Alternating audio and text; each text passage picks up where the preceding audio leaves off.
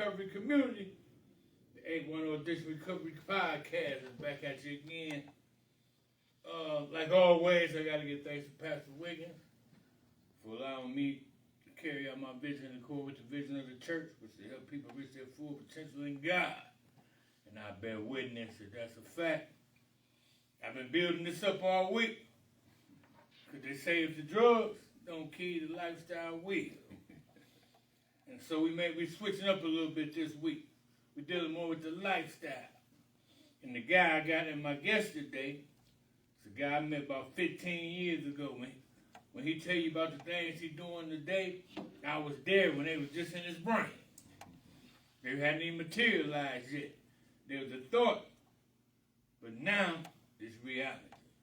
Welcome to the show, Brother Leon Elamine. Brother, how you doing, right, man? man? How you doing, man? It's been a minute, man. Been a minute. Yes, sir. I remember we used to do this on down the street on Mott. Remember the show we did down there? Like weekly on this way. We hitting different little spots.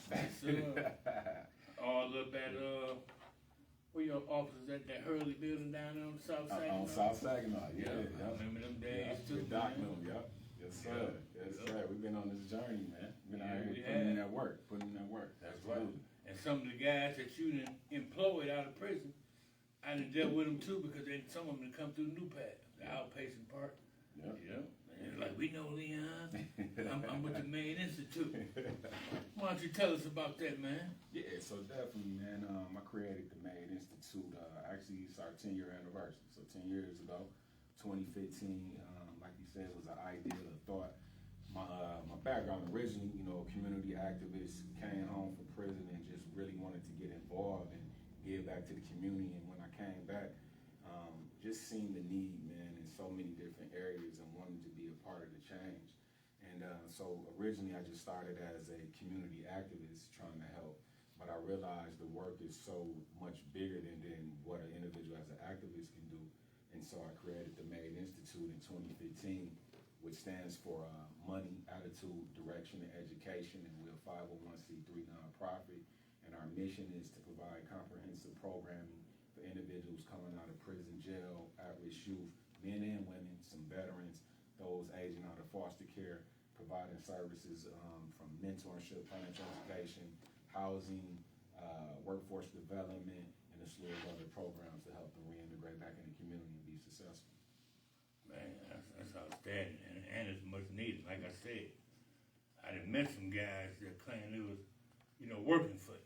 Yeah. What type of work you be having them doing? So it varies. One of our programs on the skilled trades, and actually we're getting ready to launch one next week on the 18th.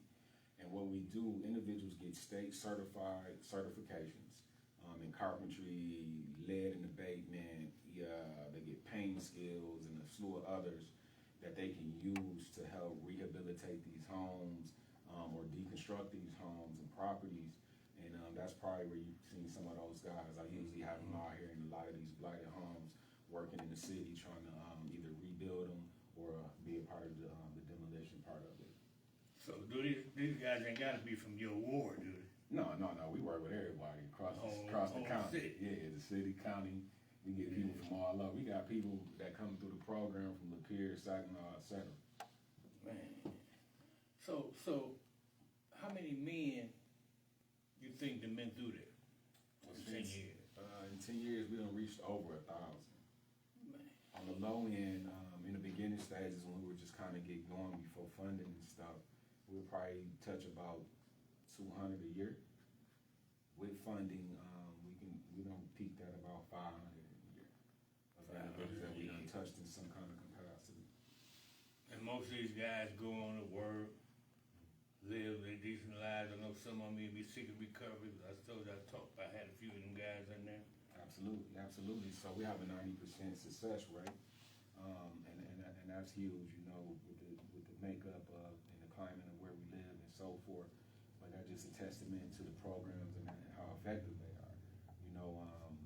Once we help individuals get those skills, whether it's in we do things from the green construction to help individuals get their CDLs, and a slew of different apprenticeship type training that they get, or we just help individuals get jobs. So either way, making sure guys can get back out here on their feet, make some legal money, and move forward with their life.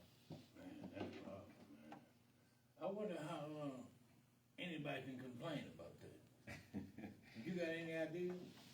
I can't tell you, man. You know, I just found a niche where I'm good at, my real life experience. I just transformed it into a program, and this is my way of giving back for the years of me taking so much from the city, from my family, and so forth. You know, just had when I was incarcerated, I just had a reawakening, so to say. I was mentored by some lifers who seen something in me that I didn't see in myself. And they always used to encourage me, like, you know, you destined to do something different with your life. You're greater than what you came in here as and up on. And I will always take that to heed. And I started reading and studying with these guys. And I just made it my point, you know, it was in my heart when I get back out here. I wanted to hit the ground running and get back to the community. That's beautiful, man. That's beautiful. So now, you got the Maid Institute, which help, you said might be 500 men a year. That's men and women, youth, Men and women, and okay. youth, and youth. I'm actually mentoring a group of about 12 youth right now. You know, and they range from ages 14 to 18. 14 to 18. Yeah. And what type of programming they get? Is that area like at-risk youth? Yeah. So these are the ones, you know, what they consider, you know, at risk, you know, pretty much coming out of the foster care, and people just, you know, and abandon them. And if individuals or groups like ours don't reach them, we know they out to the streets to figure it out themselves, Yeah. and that's usually self-destruction. Now look, man, I put on social media today and last week, right? That one of the most arguably, first I said arguably, the most important person down at City Hall. Then somebody inboxed me and tried to check me, so I came back and said, I left the arguably out and said the most important man in City Hall. Now, because of the things you bring to the table before you was even down there. You know what I mean? It ain't like you got down there saying, I'm gonna do this, you was doing this things already. But what's the deal at City Hall, man? Man, you know, as you guys may all watch City Hall, it's definitely, it's never a dull moment. We'll say that. There's a lot of division, you know. Unfortunately, it's that way, and hopefully we continue to get good people who really want to serve and stand on business to try to move the city forward, move our wards forward. You know, we all live in different wards with unique issues going on. Over here in the first ward, you know, we got many different issues, whether it's the blight, unemployment, formerly incarcerated individuals with felons need help. You know, it's a slew of different things.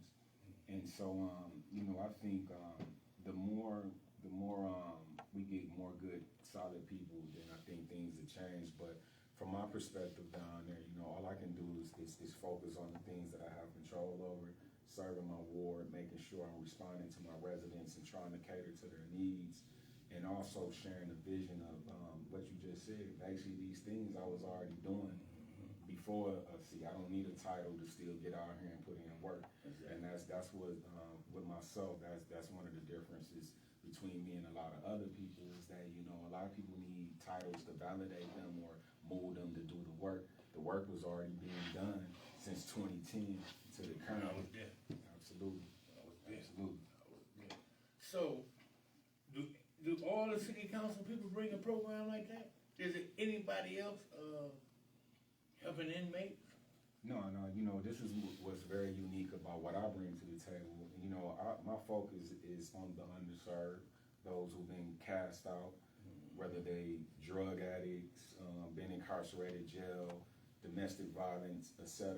You know, I'm passionate about serving that particular group of folks because I come from that. Yeah. And, you know, and I have a PhD in it, you know, being a formerly alcoholic, drug head. I used to ooh cocaine, pop pills, drink a lot, you know, all these different things. And it was like a family thing. You know, I seen it as my family. I grew up watching this. And it was just a way of life, like many of us in urban Flint or any other urban community. I went the same route. Absolutely. Same exact route. when we met, we was on the same thing. Oh, absolutely. And Absolutely. even though we on different roads, we still going the same way. Absolutely. Absolutely. Serving the same people. Serving the same people. You know, everybody I feel, you know, we got gifts and talents, you know, and like what you're doing here, this is so needed, and I just want to salute you on what you're doing, you know, giving a voice, absolutely, giving a voice to those who have been forgotten, you know, and trying to fight their addictions and overcome that. This is powerful, bro, so I want to salute you, you know, this is something that was definitely needed, and I want to continue to encourage people to support you because it's definitely needed. We need to continue to cast a voice to the voiceless. We used to be on We in This Together, remember that? Oh yeah, 17, yeah, 17. yeah. Remindo. Yeah, right out there. You know, we used to pop up on street corners. Yeah. And whatever the social issues was going on at the time, we was addressing it there as well as other things. And that's how you know this is real. It ain't something we just, everybody got a podcast and all of this. No. You know, this is something we've been doing before this was popular and all of that. You know, we was putting in that work. So I salute again, man. This is exciting just to see you continue to be doing your thing, and God has blessed me to be in the position that I'm in to continue to try to amplify the work I was already doing and the things that we're trying to get accomplished now from a city elected official position. Exactly, man. And you know what? It always just been a passion because it ain't been lucrative yet. Facebook done gave me a few bucks, but I've been doing it for 12 years. Yeah, you been at it. Yeah, paying other people to do it for me. Yeah. I ain't get a dime. So this ain't about the money. Exactly.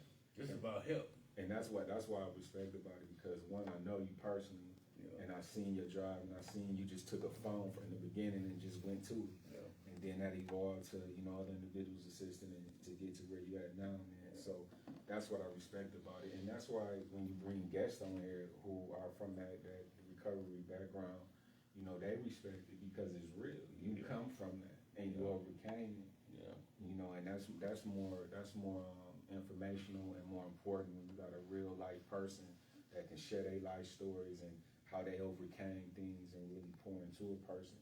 You know, sometimes those books can be watered down. Yeah. You know what I mean? And when it's like this, face to face, that means a little more.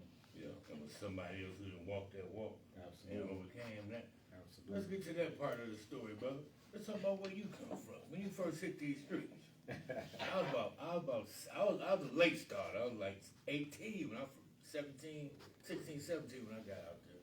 Okay. Well, I was 18, right outside this wall. To be honest with you, right here.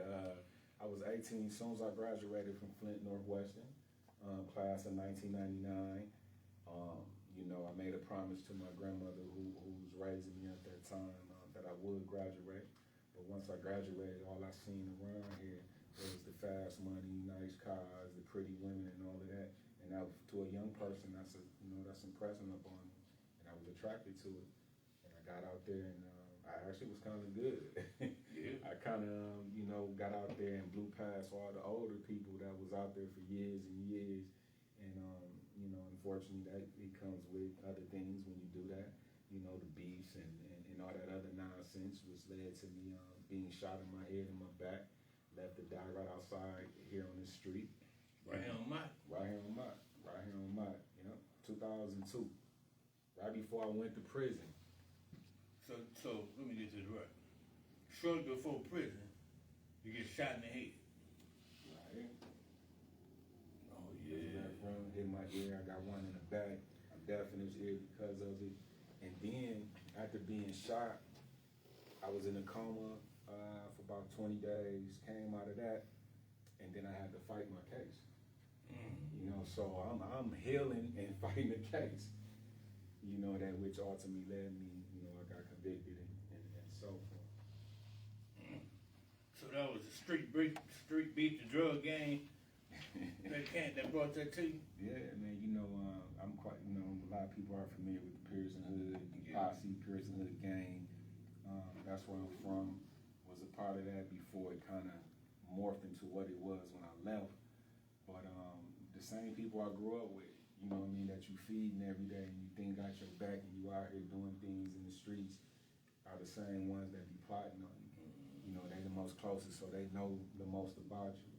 And then ultimately, man, they found one of my stashes, stole a brick of cocaine from me and some money, and the streets was on fire. It was a bloodbath. And at that time, that's just how we thought, That's the mindset we come from. Exactly.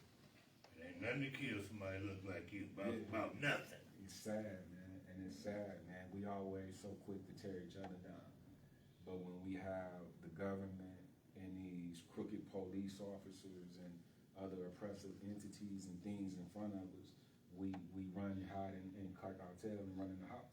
We don't want to organize on real stuff like protecting the community, protecting our women and children, but we'll fight each other over nonsense. Yeah. We'll be ready to kill each other over nonsense.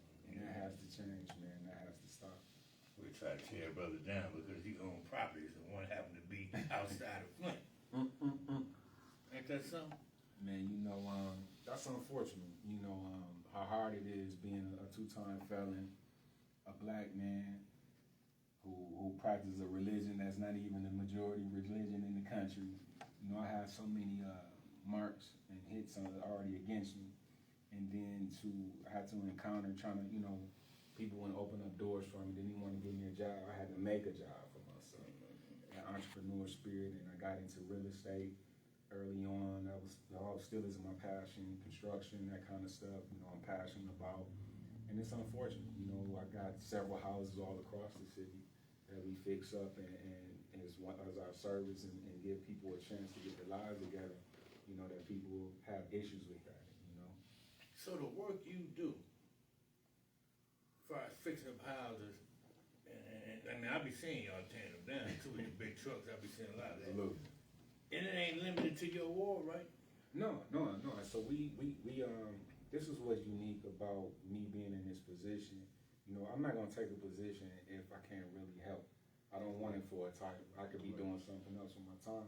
Exactly. And so by us already having that knowledge and doing that, now we amplifying it when we partner with the city. Mm-hmm. So we work with the city and the land bank, the city blight department, as well as with land bank to help curb and tackle this blight in different areas. That's what I don't get, man. How can a city, you were shot in Flint, you went to prison from Flint, mm-hmm. You came back to give back to Flint, and they think it got to be based on where you stay, man. I don't get that. It's like, most of the people, man, and the people I have that's trying to slander my name, hate on me, whatever you want to call it, they don't even know me. They never had a real kind of one-on-one like what we doing. They never did business with me. They never been to my house. We never did nothing. So it's amazing. This is why you had opportunity to see me at college. I can't respond because I don't even know you. I know what's coming out of your mouth is bullshit. And it's all the distraction. And see, we done got comfortable with the circus. Yeah. I'm good on the circus. When we talking business and we staying germane to what's on that paper, the resolutions, what's talking about what our wards and things, I'm all in. But when it gets to going to all these other places, man, all these others, the people that's got something to say about me, they don't even know me on no level. So that's why I just keep it moving, man, and I'm trying to be peaceful. I've been blessed to even be in this position, and we have a lot of work to continue to still do that I want to see happen. And as long as I got this strength and this energy, and God has blessed me to be in a position, that's what I want to do. I'm trying to serve my people, serve my residents and my ward, but I'm working with everybody throughout the city who want to come with solutions. When you ain't coming with solutions and all you do is talk about the problems, I'm gonna let you stay over there, and I'm gonna be trying to network with the people of like minds. I don't got time for all this. That's we've been watching this since I've been home. Yeah. I've been home now 15 years, and that's all I've been seeing is chaos, and nothing getting done, nothing substantial. You came out the gate too. Absolutely. You came out the gate. How much time you do? So I did 7 years in the Michigan Department of Corrections. First 4 years was at Macomb Correctional, high level security, level 4. 2 hours a day. I only got to come outside, and that really humbled me. That That's when I was in there with all the lifers. You know, and I got my mind right though. I was at the peer level, so it kind of humbled me too. When you can't go outside, but you only got 2 hours, you got to do everything. Yeah, You go by everything. quick. And then the rest of you like in a cage like this with 50 to 100 other people. Like, come on, man. My life real, man. I don't got time for the games. This is why Flint ain't moving forward. Yeah. You know, and I say all that just to go back to what you were saying on the council stuff. You know, it's like I say, when we standing on business, when we having a dialogue or debating about the issues on the resolution, then yeah, I'm going to engage. I want to add something to that, take from me. Even if we disagreeing on what's on that resolution, bring something better. Not at the meeting, because we get the resolutions before the meeting. Bring something, a solution that's better, so we can discuss, debate, and look at our options. Until that happens, you know, again, all these individuals who doing this and slandering and bashing my name, don't even know me and all of this, they just doing this because, I don't know, man, I'm gonna pray for them. That's all I can say. That's all I'm gonna say, man. Let me ask you this though, what was you at, and what motivated you to say, man, because it sounds to me, right, we out here slanging. If I'd have told you back then, look, man, you're gonna be a city council with a non-profit one day, what'd you just say it to? I would have laughed at you. My ambitions was to be the dope man. Yeah, I want to be the kingpin. You know, that's what we aspire to be. You know, we had, you know, limitations growing up on our possibilities. You know, it wasn't a Barack Obama as president at the time when we coming up. You know, I'm an 80s baby, raised in the 90s and a little bit of the 2000s, and from there prison got me, and then I'm back out here reborn. You know, and but our ambitions back then, we wanted to be the kingpin. You know, they was the ones who made their own rules, had the money, had the nice houses, cars, all that. And that's what we thought the American dream was all about. That's right, I agree. I just come a little bit before you, but I was on the same tip. Good. You know, same tip. I used to be, I remember dude told one time, I was about 30, I think I was 32. He said, man, you getting too old. I said, I still got to eat. You know, I still got to eat, but I know what you're talking about. Yeah. That, I mean, that's just how gone we was, as if I couldn't do nothing else. Yeah. I was really locked into that too. Yeah. We handicapped ourselves mentally, man. You know, and I'm glad you said that, because that's how it was. It was like, I used to didn't even go past certain blocks at a certain time. You know, I had to, when I got off parole, I had to get out of here just to know that I was free. Yeah. You know what I mean? Because I was so locked in, I haven't left Flint. Yeah. You know? Yeah. I know exactly what you mean. So what was going on? What did you hear, see, realize, read that made you say, man, I got to change, or I ain't popping no more pills. I ain't doing selling no more dope. I'm finna go make some of my life. How do the circumstances look? It was a combination of things for me. You know, when I went to prison and got mentored and met the individuals that I met, they were Muslims. And I didn't know, I'm raised in the church, Baptist church. I left the church when that wasn't working for me. The streets became my religion. And then I went on this journey trying to find myself. So I started reading. The minute I got in there, I just started reading stuff, reading different religions and things. And so happened I just used to pay attention. You really got to pay attention in there, because there's always 24/7 something happening. And I noticed these individuals, to be lifers, they would move in a certain way. You couldn't tell. They were so calm. Yeah. They wasn't distracted by all the noise around them. And I thought I was paying attention to that. And then one day, we out on the yard, in that short period of time we had, they was praying. And I got real curious. And then when they got done praying, I started asking, like, what is y'all doing? And the brother had broke it down for me and told me that they was Muslims, and he started giving me literature. And then I started reading that, and from there, I started going to what we call Juma services on Fridays.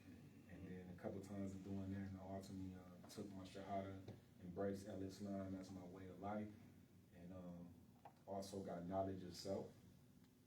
Started studying our history beyond religion and all of that stuff, just learning who we are as Africans. You know what I mean? A lot of us afraid to say that. We want to say we black, Indonesian, all this. We African, man. It's still African. Yeah. You know what I mean? So this identity crisis that we suffer from is because we suffer from a lack of knowledge of self. And so I started studying, learning about Africa, the great empires. Malcolm X is one of my heroes. The most honorable Elijah Muhammad. Message to the Black Man, Eat to Live, How to Eat to Live, all that. Pretty much got all the nation books. And other Islamic books, and I read everything. I just religious books. Exactly. You know, I read some of everything. I started studying business. That's where my passion is as a hustler. It was already in me. I just needed to transform it into a legal way. So I read a lot of business books, things like that, and just prayed, man, and allow God, open my heart to follow this way of life. And this is what keeps me disciplined and calm to this day, to move and deal with whatever I'm dealing with.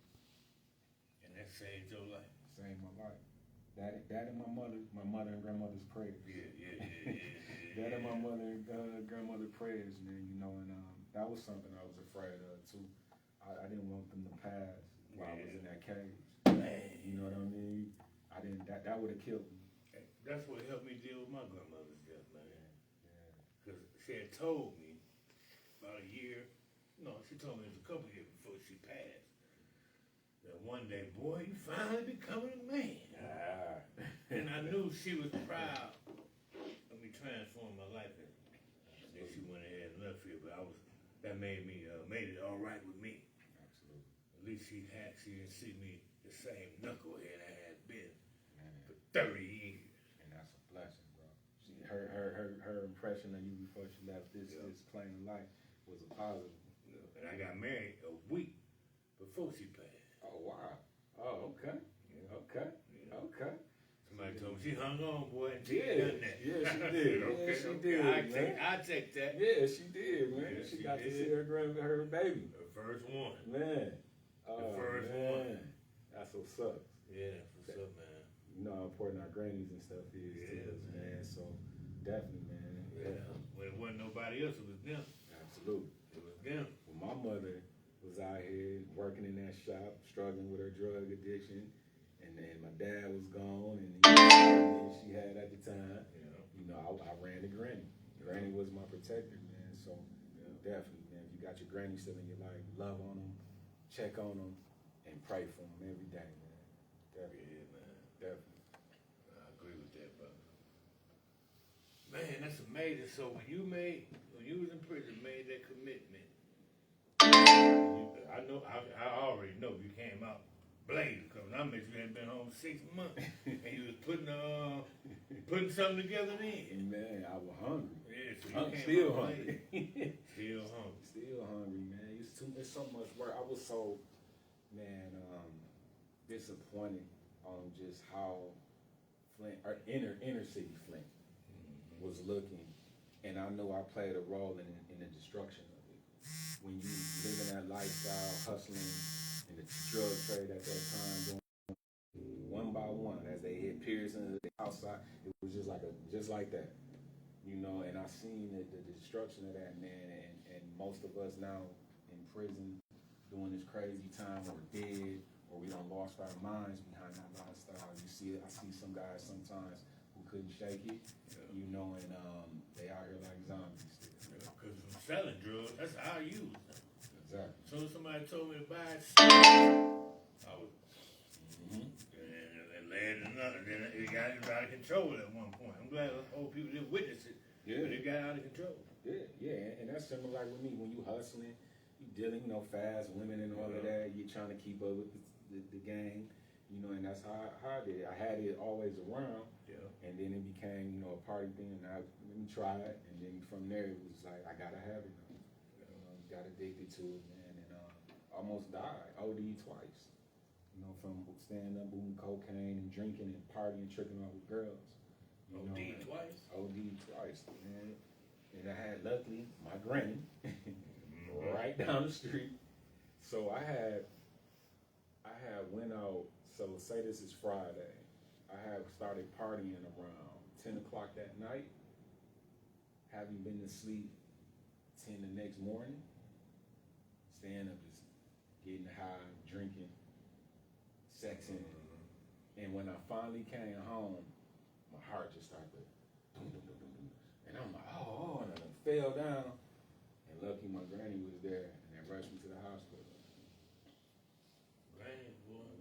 Yeah, man, I love my granny, man. Definitely, man. She means so much. Been praying hard for me, and I know that's a big part of the reason why I'm still here. That's amazing too, man. You made that commitment in prison, turned your back on all that, and came out here and built this. Cause when I met you, it was just an idea. Yeah. But neither one of us really on it. We was had some ideas though. Trying to figure it out.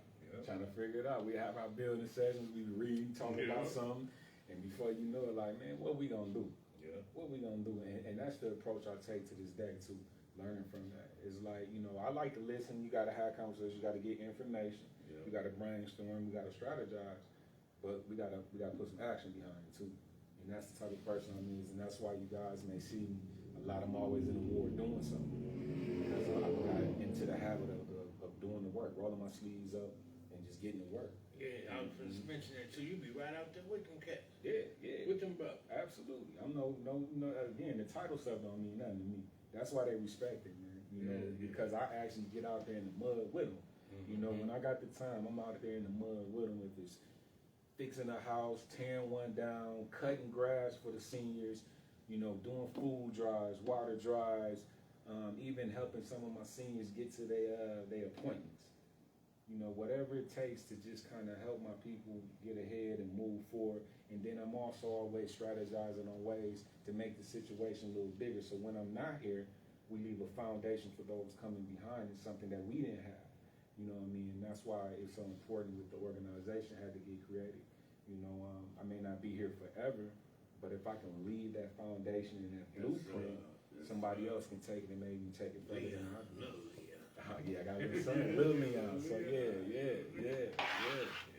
It's my grandson. Absolutely. That's why I was upset Yeah. last week on Facebook. So man, that's amazing, man. See, a lot of people, a lot of us like me, I made commitments in the joint, right? But my vision wasn't long enough. So when I came home, I used to always go back and dab. Man, I was actually here, had Lizzie, and I'll never forget one night, man, somebody called me a couple $100 December or something, cold, and I knew right then it was a wrap. So I was like, man, I'm not gonna wake her up and we go make this trip. This is only about 4 months. And that's when I realized, man, it's a wrap. It's time to give it up. It's got to stop because Give it up, man. I can't do it and disturb, you know, her life too. Yeah. Yeah, that's amazing, man. And that's, I'm gonna tell you something else that's beautiful. You didn't have no children while you was in the madness, right? No. Man, that's a beautiful thing, man. That's something else too, man. That's why I go so hard. So I had my son a little bit after I was out here, and this was before May. I didn't even have a job. I'm struggling because at the time when we came home, and I came home with another gentleman that used to help me with the program. You know, we was trying to figure it out, right? And then we getting all these roadblocks because of our felon. And so I'm like, damn. In the midst of that, we looked up on a program where I learned how to fix houses. It was a federal grant came through here, and I'm taking advantage of anything coming through here to try to get my life going. And so I really like to do that, right? And then it was just like, man, we worked that for 6 months, maybe a year, and they cut the program. And so now I'm left back out here scrambling again, almost on the verge about to hit that street because I can't even buy myself no underwear, you know. And as a man, that makes you feel less than, you know. And in the midst of that, you know, got your daughter pregnant, and we had my little son, man, and I was scared because I didn't have a job or nothing, and my mom's on me, and you know, I was really trying to figure it out, but I held on to faith. I didn't give up, and little did I know, people was paying attention. They was watching. They was seeing all that activism popping up here, doing shows, talking about the issues, and then trying to strategize and do things about it. And I met a good brother, man, Muslim brother, and we good friends today, Dr. Jawad Shaw, and he gave us an opportunity, you know, and not only did he give us an opportunity, meaning a job, he sat down and heard my vision and put action behind it and gave us an office space.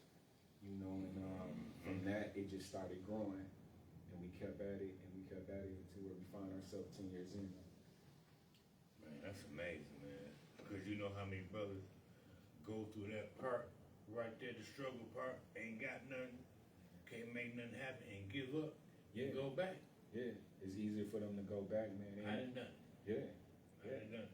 But some now, you know, when we building with the guys, man, I try to tell guys, you may start with the McDonald's job or the little factory $13 job. Do it. Start there. Let it be a stepping stone. And keep grinding, and stay in touch. Because there's always opportunities coming, you never know. You know what I mean? And when your opportunity comes, just be ready. That's right. So before we end the show, man, I know you probably do this all the time, but tell the people, tell the young men, man, how they can do something other besides hit the streets like we thought we could do. Man, sky's the limit. Don't never limit yourself to thinking all you can do is be a hustler or a stick-up boy or whatever your unlimited of earning cash or doing what you do. You know, put your faith in God, and if you don't even have a higher power, you know, trust in yourself and those around you, your mother, grandmother, girlfriend, whoever, and put your best foot forward. You know, study. Take advantage of programs like what we offering, skill trade programs, get you some skills, learn how to do something. And in today's society, technology and this AI is taking over. And that's something we're getting ready to roll out on a massive scale and have some opportunities coming up real soon too. You know, take advantage of when you get these, like individuals like my organization or other individuals have these programs, and take advantage of it and put your best foot forward. There's possibilities out there, man. You just have to take advantage of it. Don't be sheltered in. Don't get glued to this being on social media all day, the TV, and being stuck, getting high, and laying up trying to just screw and party all the time. It's more to life than that. You just have to want it for yourself, man. Man, Flinttown, America, you heard it. In the recovery community, let me leave you with a true story based on what he just said. It don't matter where you start. It don't matter what it looked like in the beginning. It does not have to be your destination. Because if we practice things that kill our spirit, kill our dreams, kill our talents, kill our skills, and send us back and forth to the streets and the penitentiary, it ain't no good no way. And we do not have to be there. All we gotta do is be committed to something that we believe greater than ourselves. And you can turn out to be whatever you desire to be. I'm a witness. This brother wouldn't have none of this going on 15 years ago when we first met. None of it. Fresh out the penitentiary. And you heard him share a story about how he couldn't even afford a pair of underwear. It don't matter how bad it get. All that matters is how much endurance and where your vision at. And that's a true story from Coach D. See you next time. Peace.